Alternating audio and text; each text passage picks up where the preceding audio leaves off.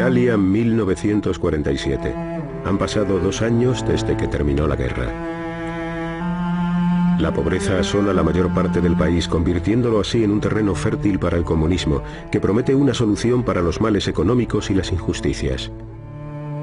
La vida era extremadamente dura.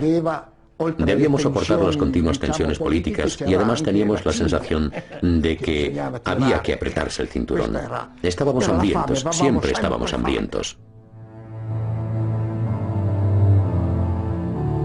Cuando la cifra de miembros del Partido Comunista alcanzó los 2 millones, Estados Unidos temió que Italia y toda Europa occidental se inclinaran hacia el comunismo. The seeds of totalitarian regimes are nurtured by misery and war. They spread and grow in the evil soil of poverty and strife. They reach their full growth when the hope of a people for a better life has died. We must keep that hope alive.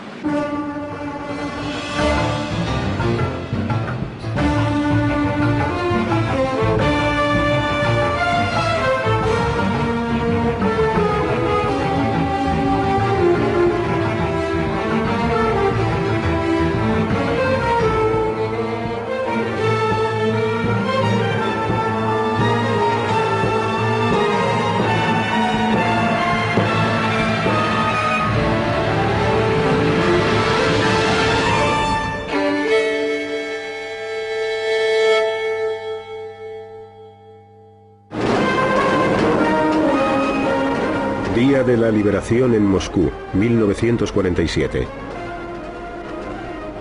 El Ejército Rojo era la fuerza de combate más grande del mundo. Stalin había extendido su control por la mayor parte de Europa del Este.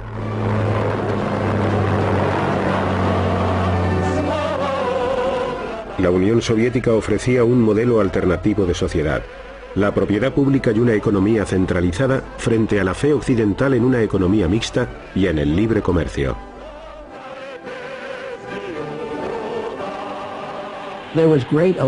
Existía una gran preocupación por los deterioros que habían sufrido tanto la política como la economía. Temíamos que los comunistas de Europa Occidental se volvieran activos y perjudiciales, lo que situaría a estas naciones al borde de la bancarrota. Y esto ocurriría a menos que hiciéramos algo para remediarlo. De lo contrario, los soviéticos tendrían una gran oportunidad para extender su órbita de influencia por la zona oeste de Europa. En 1947, debido a la crisis financiera que estaba atravesando, el gobierno británico se vio obligado a comunicar a Washington su decisión de retirar su ayuda a Grecia y a Turquía. La administración temía que el Mediterráneo oriental cayera bajo la influencia comunista, y Truman aprovechó su oportunidad para pasar a la ofensiva.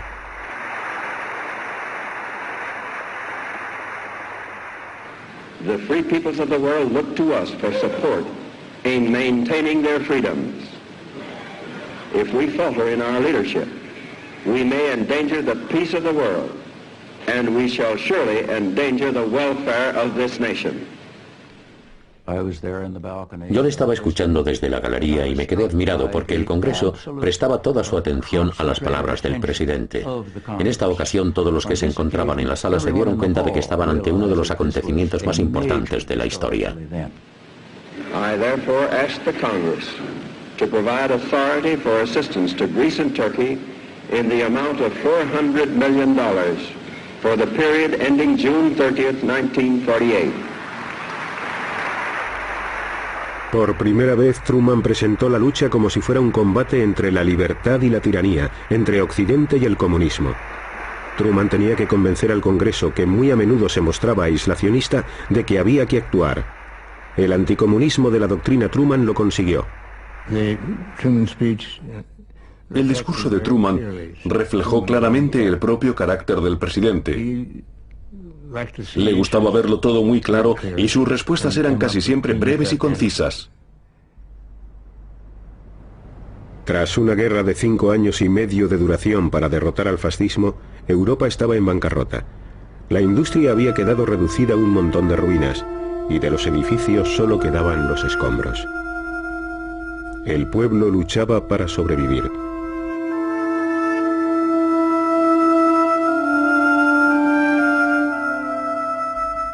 El Partido Comunista, que había combatido al fascismo, reclutaba nuevos miembros. El comunismo atraía a los jóvenes y estudiantes con la esperanza de poder crear una sociedad sin clases. Muchos creyeron que el comunismo construiría un mundo mejor, mejor que el que existía antes de la guerra. Era el único partido al que uno podía afiliarse si quería cambiar el mundo. El hombre al que Truman escogió para hacer frente al comunismo era el general Marshall, uno de los líderes del ejército en tiempos de guerra que acababa de ser nombrado secretario de Estado. Él se ocuparía de planificar la reacción de los Estados Unidos. Marshall era un hombre extraordinario. Nunca he conocido a nadie como él.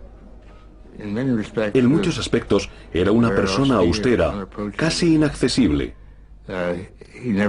Nunca consentía que nadie le llamara George Marshall, ni siquiera el presidente.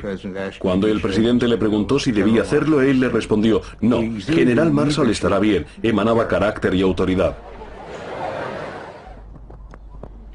En marzo, Marshall se reunió con el ministro de Asuntos Exteriores soviético Molotov en Moscú. También estaban allí Gran Bretaña y Francia. Los cuatro grandes trataron de llegar a un acuerdo sobre el futuro de Alemania. A pesar de la cálida hospitalidad rusa, todas esas semanas de reuniones resultaron infructuosas. Marshall hizo un último esfuerzo. Se entrevistó con Stalin en el Kremlin y esta reunión le convenció de que los soviéticos estaban tratando de ganar tiempo para que la situación en Europa Central y Oriental empeorara aún más. De este modo, el descontento popular sería cada vez mayor. La fuerza de los comunistas aumentaría. Y quizás su ideología llegara al poder en los países de Europa Occidental sin que el Ejército Rojo tuviera que invadirlos.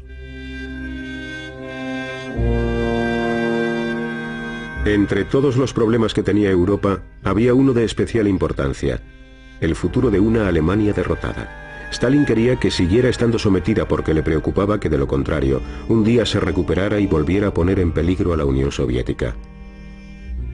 Los norteamericanos consideraban necesario que Alemania se pusiera en pie de nuevo para que toda Europa pudiera recuperarse completamente. Para entonces, Marshall ya estaba convencido de que había que actuar con rapidez.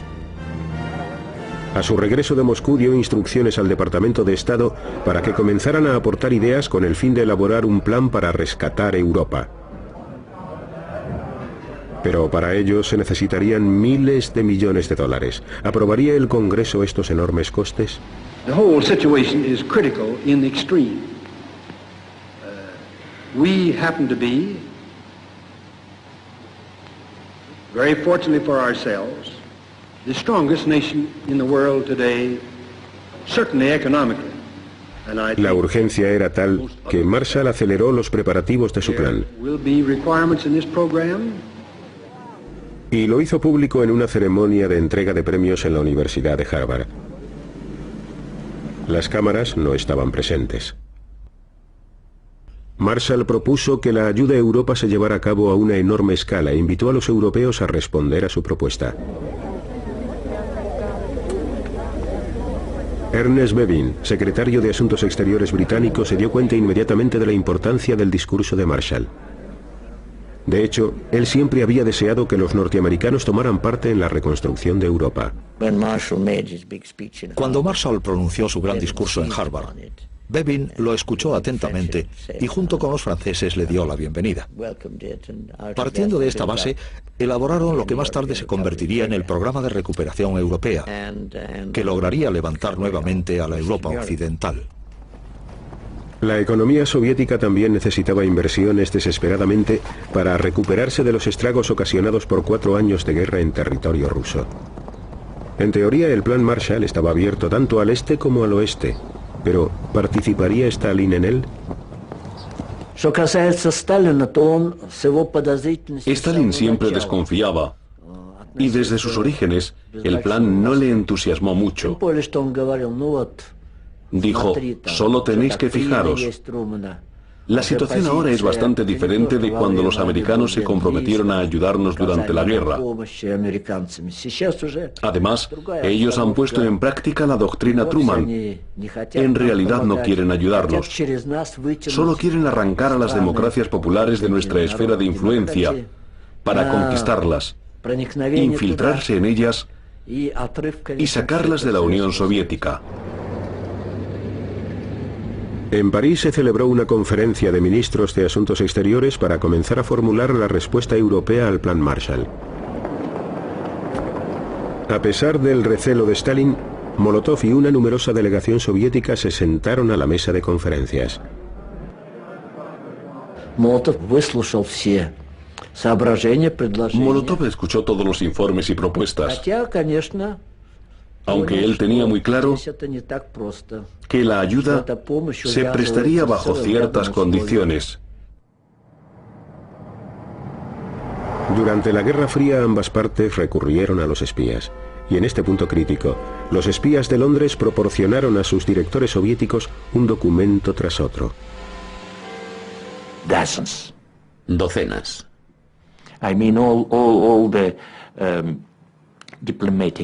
Con todos los diplomáticos entrando y saliendo del Foreign Office, teníamos acceso a todo.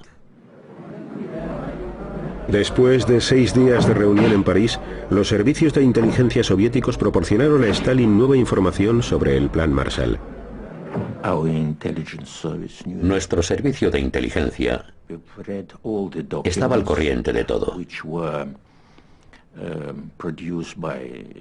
Leyeron todos los documentos que los Estados Unidos, el gobierno de los Estados Unidos, elaboró y remitió a casi todos los países europeos, entre ellos a la Unión Soviética,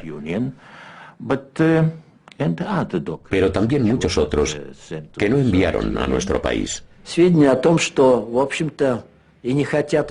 Esta información confirmó que, en realidad, América no quería que tomáramos parte en el plan.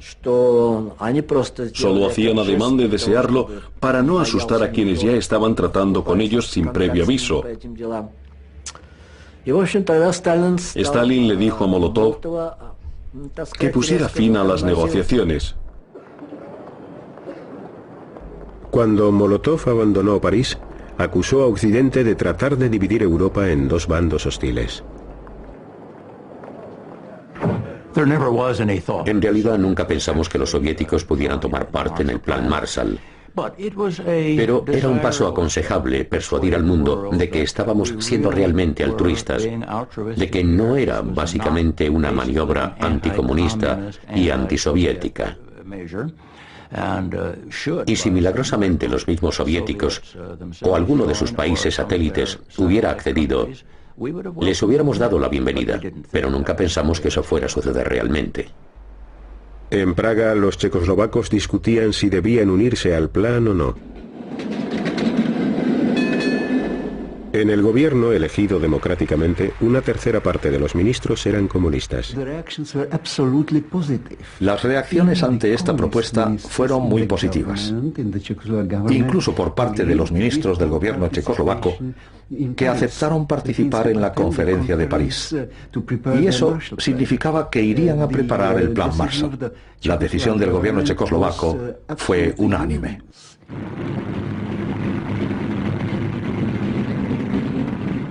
Stalin mandó llamar al primer ministro checo, Klement Gottwald, a Moscú. Le acompañaba el ministro de Asuntos Exteriores, Jan Masaryk. Llegaron el 9 de julio por la tarde y esperaron. Serían las 11, es decir, antes de medianoche, cuando llegó alguien y les dijo que debían salir inmediatamente hacia el Kremlin. Pero lo principal, lo que pretendían, era que la delegación checoslovaca no pudiera desplazarse a París para asistir a la conferencia sobre el Plan Marshall.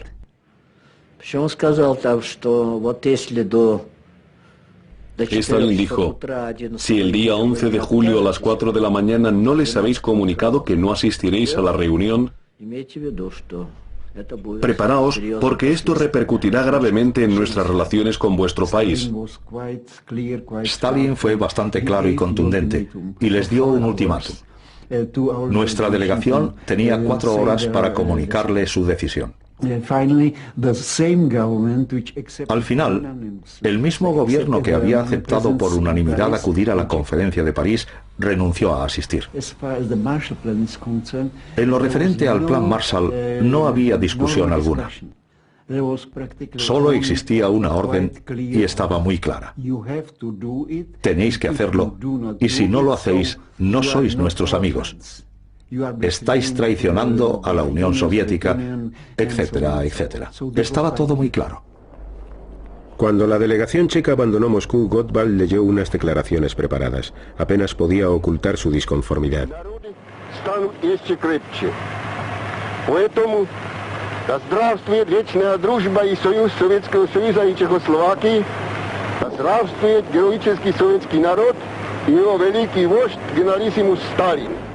Esta experiencia destrozó a Jan Masaryk.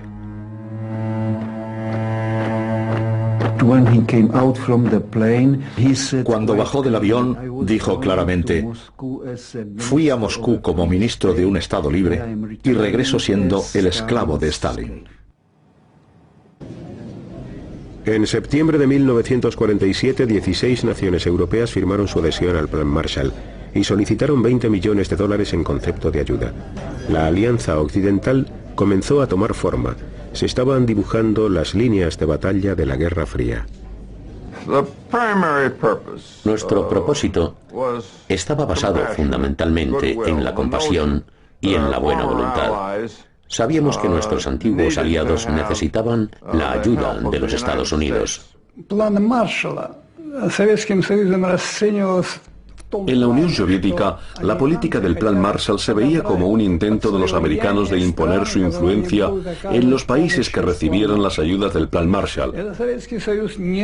La Unión Soviética no podía aceptarlo, puesto que creían que se trataba de un acto agresivo que resultaría muy ventajoso para los americanos.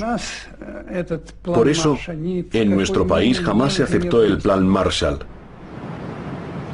Ese mismo mes de septiembre de 1947, Stalin resucitó la Internacional Comunista de antes de la guerra en la forma del Cominform. A través de este organismo, Stalin planeaba controlar a los países del bloque del Este. También dio instrucciones a los partidos comunistas de los países occidentales para que tomaran la iniciativa y se hicieran con el poder.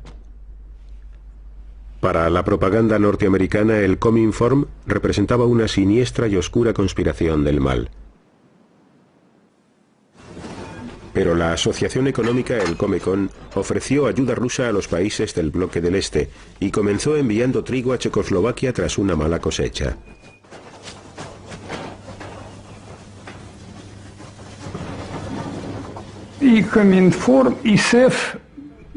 Tanto el Cominform como el Comecon fueron una respuesta directa al Plan Marshall.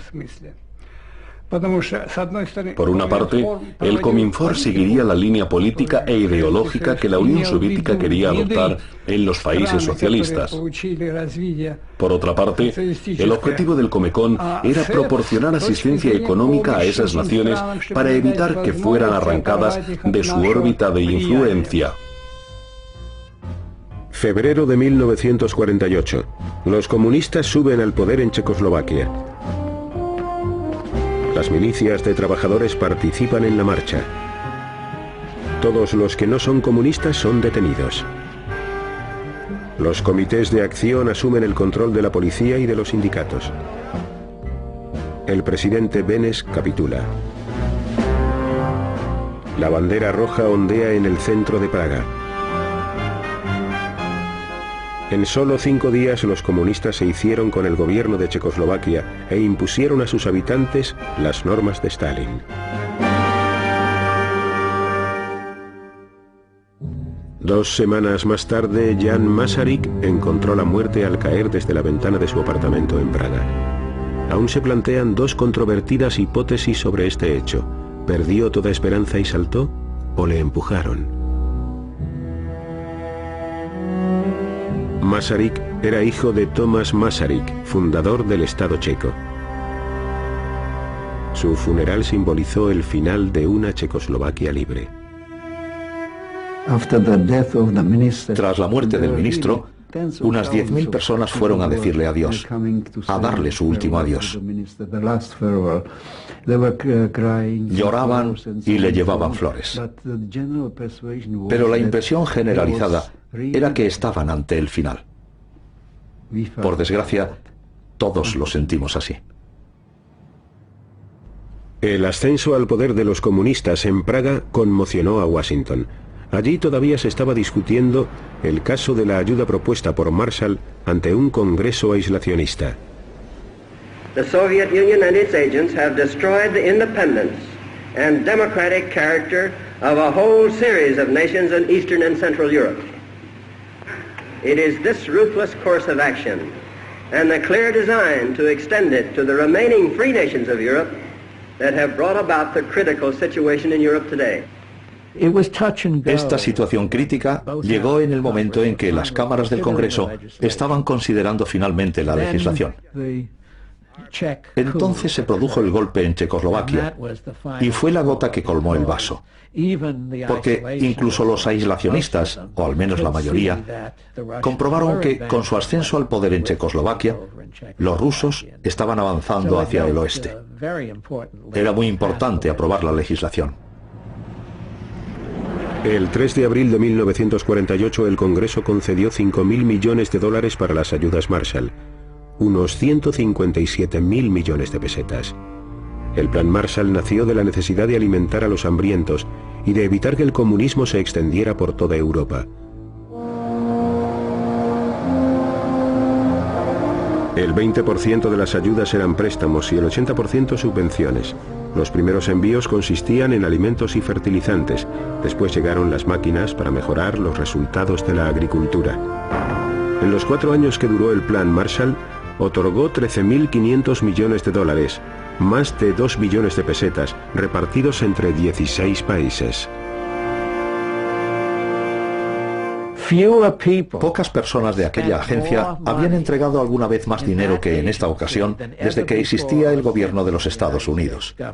Fue un acto extraordinario. Europa adquirió una gran cantidad de mercancías y maquinaria norteamericanas, por lo que una gran parte de las ayudas Marshall regresó directamente a la industria de Estados Unidos, impulsando un boom de posguerra. Mucha gente que yo conocía pensaba que la generosidad de los americanos era muy interesada, en el sentido de que pensaban en Europa como punto de venta para sus productos, como mercado para exportarlos. Y llegamos a esa conclusión por el tipo de cosas que querían que les compráramos con el dinero que nos habían prestado. Uno de los países que más ayuda necesitaba era Grecia, devastada por la ocupación nazi y por 5 años de guerra civil. En el norte, las tropas del gobierno seguían exterminando a las guerrillas comunistas.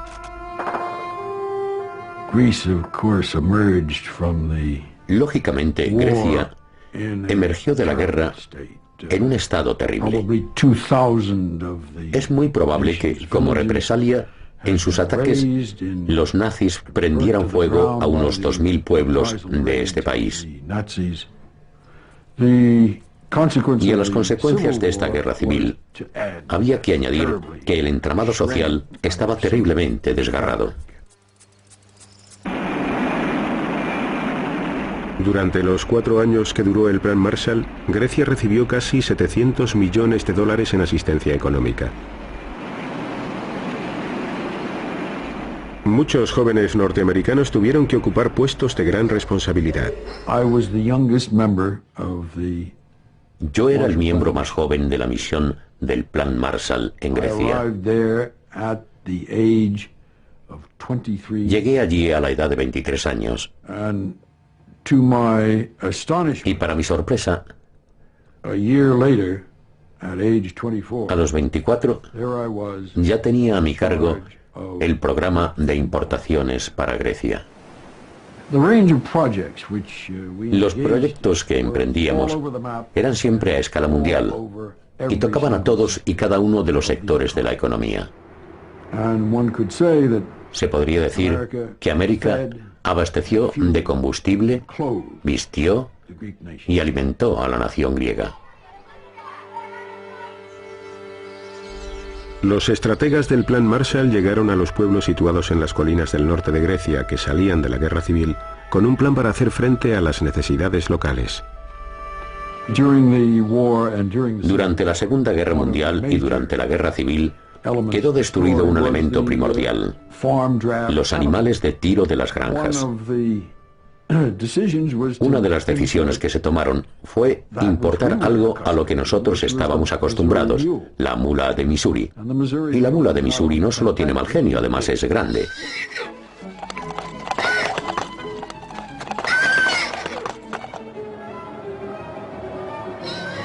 Tras un largo viaje en barco, las mulas norteamericanas llegaron a Grecia.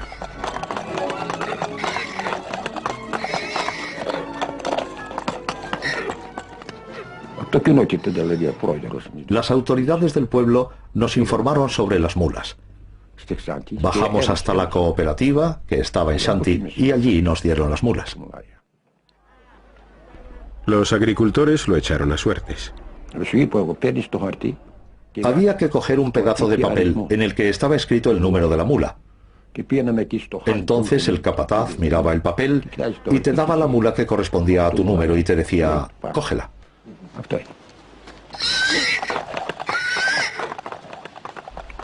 Pero había un problema. Las mulas norteamericanas eran más grandes que los animales a los que los agricultores locales estaban acostumbrados. Las mulas eran muy buenas, algo salvajes, es cierto, pero poco a poco conseguimos tenerlas bajo control. Eran grandes y gordas, así que empezamos a utilizarlas para arar. Se portaron muy bien. A mí me dieron una mula excelente y empezamos a arar.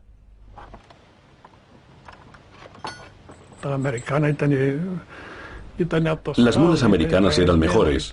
Habían sido criadas en establos y estaban bien alimentadas y gordas.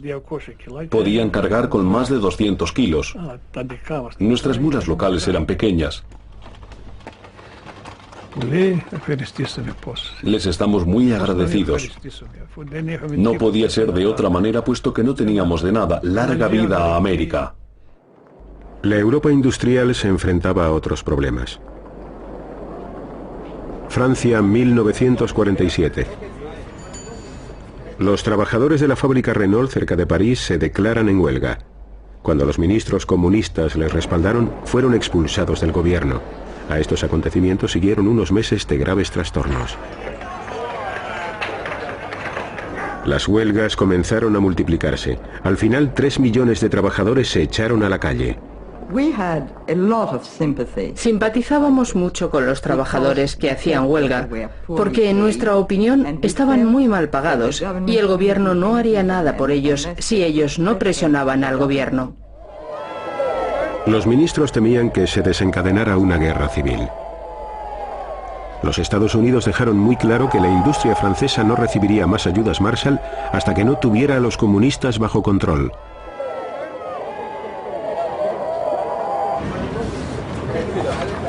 Los actos de sabotaje culminaron con el descarrilamiento de un tren expreso que causó la muerte de 20 personas. Los huelguistas perdieron una gran parte del apoyo popular. Los disturbios finalizaron.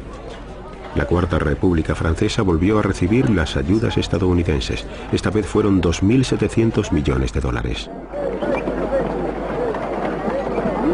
Al final de la guerra, Yugoslavia se había declarado comunista sin la ayuda de Moscú. El líder yugoslavo, Tito, se convirtió en un aliado de Stalin, pero esta alianza era bastante precaria.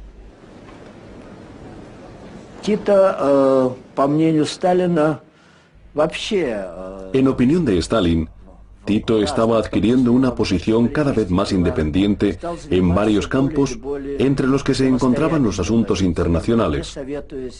Tito no consultaba a Stalin o le pedía consejo antes de actuar, y cada vez estaba más lejos de la influencia socialista. El cisma se produjo cuando Stalin expulsó a Tito del Cominform. Abriendo aún más la grieta que les separaba, Tito se volvió hacia el oeste. Tras una serie de desastrosas sequías, Tito solicitó la asistencia económica de los Estados Unidos. En 1950 firmó un acuerdo con el gobierno de Estados Unidos. Yugoslavia emergió del otro lado del telón de acero. Los agentes de Estados Unidos distribuyeron más de 150 millones de dólares en ayudas. Estos esfuerzos no eran totalmente altruistas.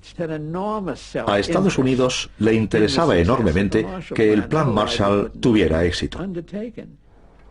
De lo contrario, jamás lo hubieran llevado a cabo.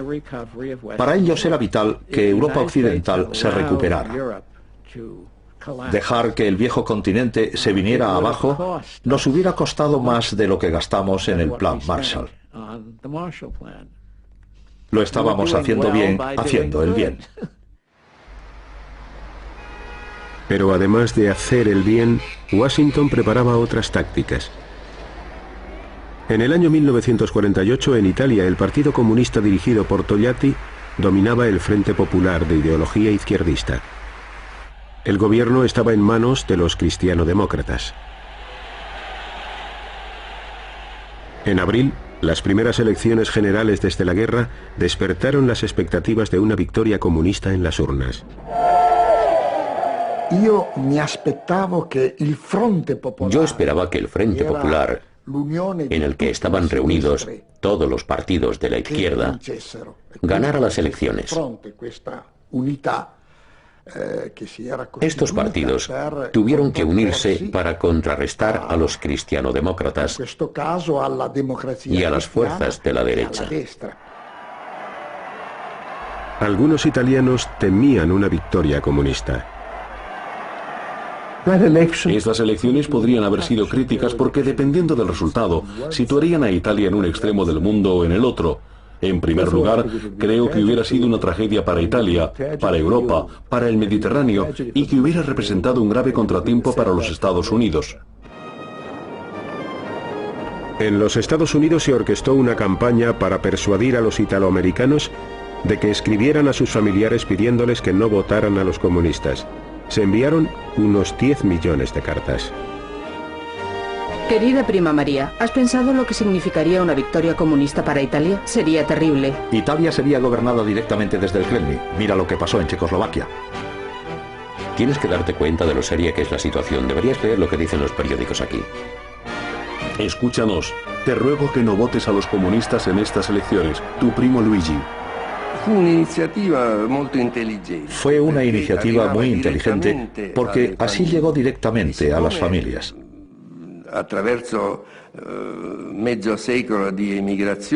Después de medio siglo de emigración, en América vivían cientos y cientos de familias italianas. Las cartas que sus familiares les escribieron desde Estados Unidos, animándoles y pidiéndoles que no votaran al Partido Comunista, influyeron mucho en la población. Pero no bastaba con escribir cartas. La CIA, de reciente creación, decidió pasar a la ofensiva. Lo que la CIA necesitaba era tener la autoridad suficiente para desarrollar un programa de acción encubierta. El general Marshall sabía que la situación en Italia era crítica. Se trataba del partido comunista más grande del mundo fuera del Imperio Soviético. Como carecía de la organización necesaria y sabía que el Departamento de Estado no podría realizar lo que quedaba pendiente, dijo personalmente: tenemos que explorar los medios de conseguir la autoridad suficiente para iniciar un programa de acción que desafíe a esa tremenda amenaza comunista. Esto generó un debate dentro de la joven CIA. ¿Tenía la autoridad necesaria para llevar a cabo operaciones encubiertas? Los abogados de la CIA estudiaron los términos del nuevo Acta para la Seguridad Nacional.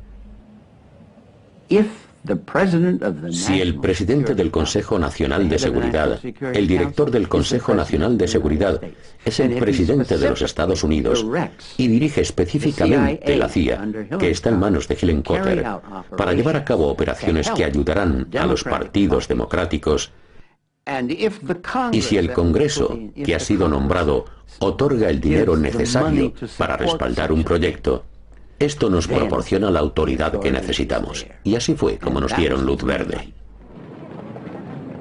Entonces intervino la CIA. Comenzó a realizar operaciones encubiertas de apoyo a los anticomunistas y al Partido Demócrata Cristiano. Yo estaba en esta rama de la CIA en la época en la que tuvimos que ponernos manos a la obra rápidamente, aunque carecíamos de experiencia alguna en la acción encubierta. Teníamos bolsas llenas de dinero que entregábamos a determinados políticos para sufragar los gastos de sus campañas para carteles, panfletos, etc. Personalmente no tengo conocimiento de esto. Me han contado cosas al respecto, pero yo no sé nada, porque nunca me involucré en los asuntos de partido.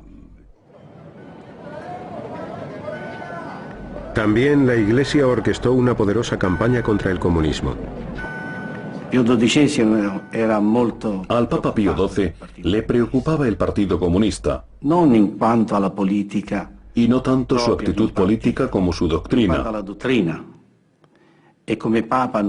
Como Papa que era, Pío XII tenía que interesarse por lo que estaba ocurriendo en Italia en esos momentos. Se creó una red de comités electorales. Trabajaron paralelamente a la organización de la Iglesia Católica, pero en estrecha relación con ella. Puedo decir que todos los partidos envidiaban nuestra estructura electoral y en especial nuestros carteles electorales.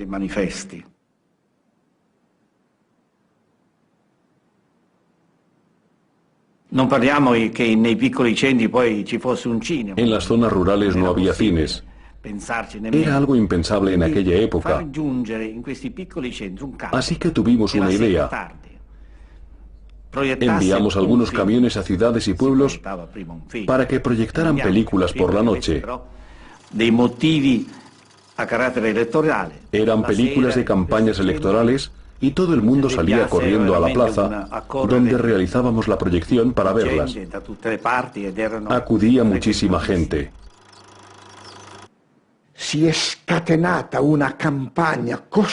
Pusieron en marcha esa tremenda campaña contra la izquierda, contra los comunistas, contra los socialistas, y dijeron las mentiras más terribles sobre ellos. La Iglesia influyó decisivamente sobre la población, porque el 90% de los italianos eran católicos y miembros de la Iglesia. En aquella época yo era católica practicante y asistía a misa rigurosamente, nunca faltaba.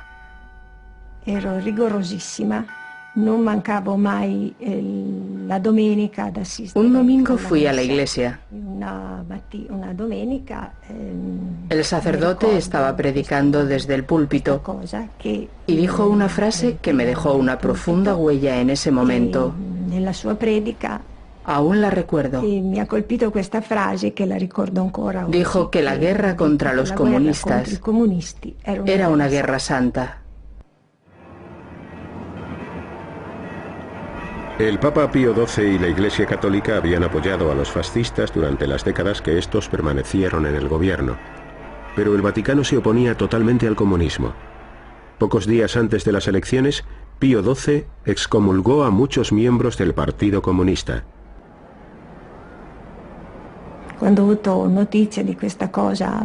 Esa noticia me entristeció profundamente.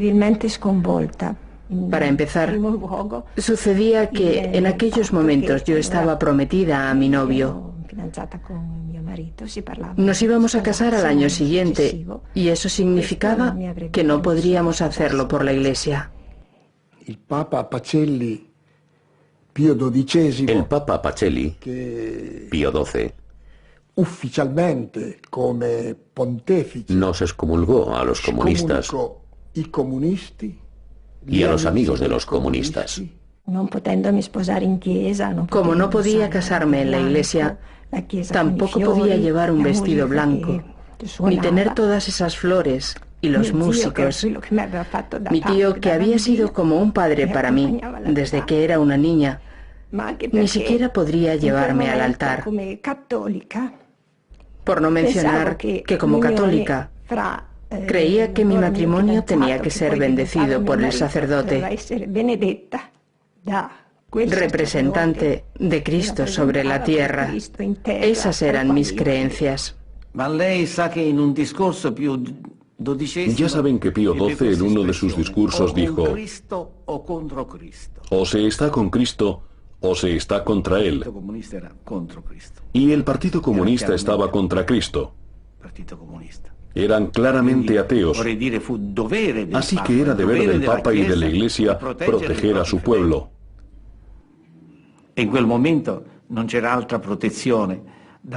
Y la única medida que la Iglesia tomó al respecto fue organizar todos los movimientos cristianos para oponerse al Partido Comunista. El 18 de abril de 1948 Italia se congregó ante las urnas. Los demócratas cristianos obtuvieron una victoria aplastante. Italia seguiría siendo miembro de la Alianza Occidental. El porcentaje de los votos que recibieron los comunistas era de casi la mitad. Ho pianto moltissimo. Lloré mucho. Perché avevamo lavorato moltissimo. Habíamos trabajado muy duro para ganar esta batalla. Superare, vincere, insomma, questa cosa. Había sido un esfuerzo muy grande. Ricordo che ho pianto. Recuerdo que lloré mucho, muchísimo. La victoria fue aún más increíble de lo que habíamos esperado. Fue la única vez que nosotros, como cristiano-demócratas, tuvimos mayoría absoluta en el Parlamento. La CIA también extrajo sus propias conclusiones de la victoria en las elecciones. Fue una experiencia muy gratificante. Entonces, aún no sabíamos que habíamos llevado a cabo la primera acción política en la historia de la inteligencia americana, a la que después seguirían muchas otras. Ahora que Italia había decidido permanecer en el bloque occidental, los Estados Unidos les hicieron llegar una avalancha de ayudas del Plan Marshall. En Turín, la compañía de automóviles Fiat recibió máquinas gigantes totalmente nuevas para la cadena de montaje procedentes de Pittsburgh y Detroit. La Fiat fue completamente equipada con la maquinaria más sofisticada de Europa.